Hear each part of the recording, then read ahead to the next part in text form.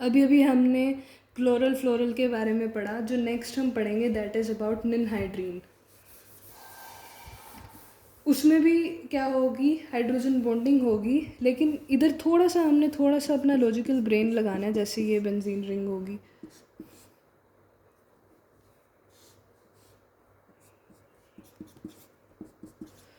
थोड़ा सा लॉजिकली सोचो कि अब जैसे मैंने अटैक करवाना, जैसे H2 यहाँ पे जो H नेगेटिव होएगा वो न्यूक्लियोफाइल आके मतलब जो सबसे डेल्टा पॉजिटिव वाला कार्बन होएगा उस पर अटैक करेगा।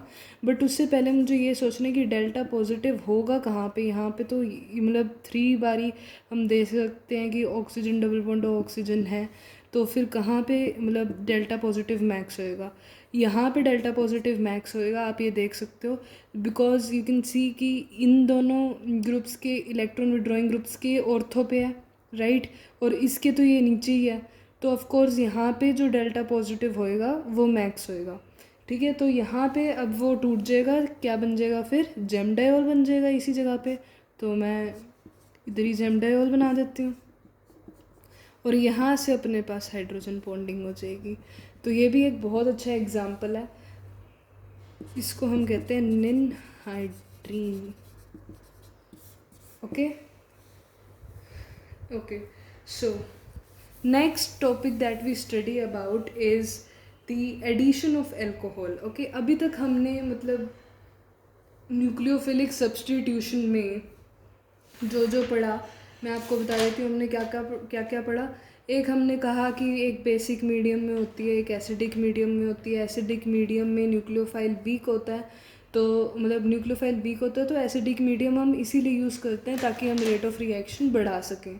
फिर उसके बाद मैंने आपको बताया कि जो एलिफेटिक होती है वो ज़्यादा रिएक्टिव होती है, aromatic in case of aldehydes and both in case of aldehydes and ketone, और एल्डिहाइड कीटोन से ज़्यादा रिएक्टिव होते हैं।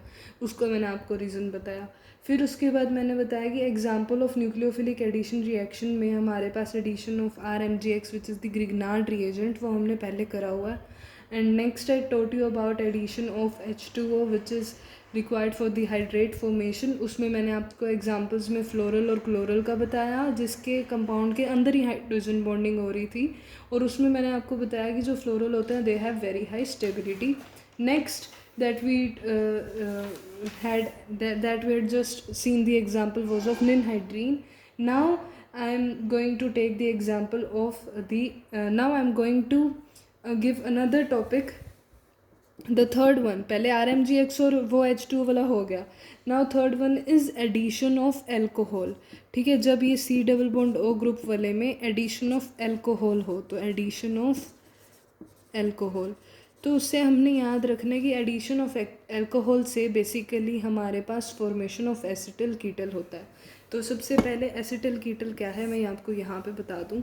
एसिटिल होता है कि एक कार्बन के ऊपर 2 OR ग्रुप लगे हुए हैं, ठीक है। अगर अब बाकी के जो 2 ग्रुप्स रह गए, जो कार्बन को 2 बॉन्ड बनाने हैं, उसमें से एक कोई भी R ग्रुप यानी कि कोई भी मिथाइल इथाइल है, और दूसरा जो जो लास्ट है वो हाइड्रोजन है, तो इसको हम कहेंगे acetal.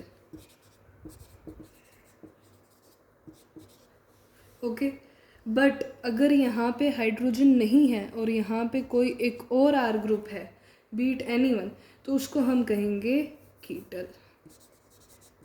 So this is the difference between acetal and ketal, कि एसिटल में और कीटल में ये 2 OR ग्रुप तो होते ही हैं, लेकिन जो और होता है वो हाइड्रोजन होता है एसिटल में, और कीटल में हर कोई भी हाइड्रोजन नहीं होता अलग से जुड़ा हुआ, ठीक है। There is no alpha hydrogen carbon के साथ, एज सच कोई सिंगल हाइड्रोजन ने बॉन्ड नहीं बनाया होता कीटल में।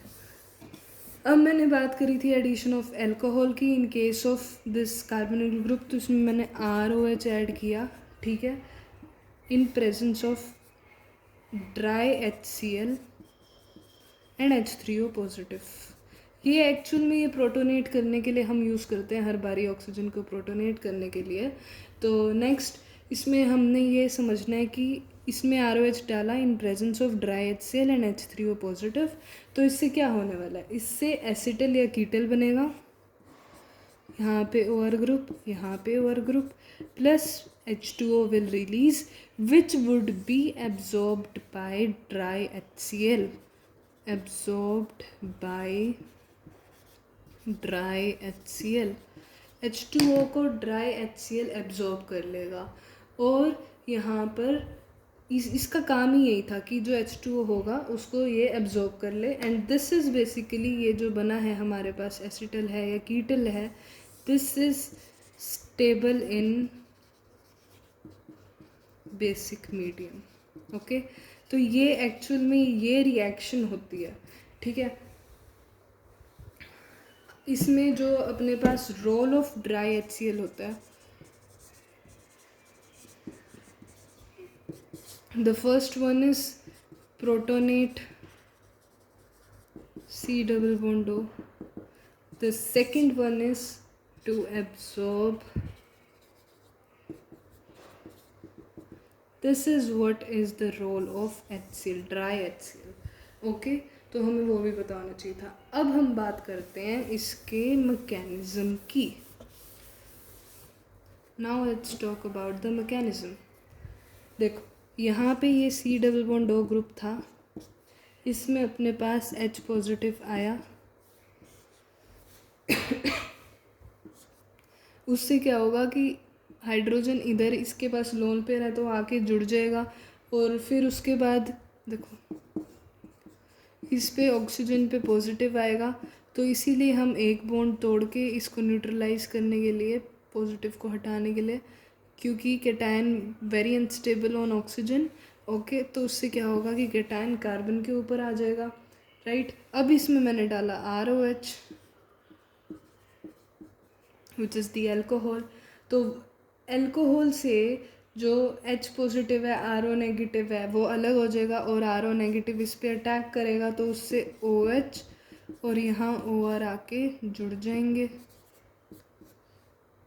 इसको हम कहते हैं हेमी एसिटल या हेमी कीटल। फर्दर क्या होने वाला है कि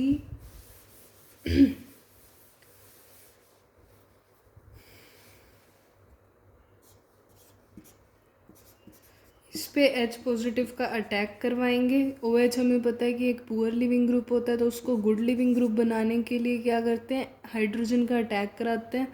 तो इस पे पॉजिटिव आया, अब इस पॉजिटिव को हटाना है तो एक बॉन्ड तोड़ना पड़ेगा, तो this will leave H2O is good leaving group, H2O is very good leaving group,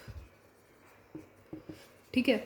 तो अब दोबारा से ROH डालोगे, राइट, अपने पास ROH काफ़ी है, तो उससे फिर अपने पास जो रिज़ल्ट में बनेगा वो यही होगा।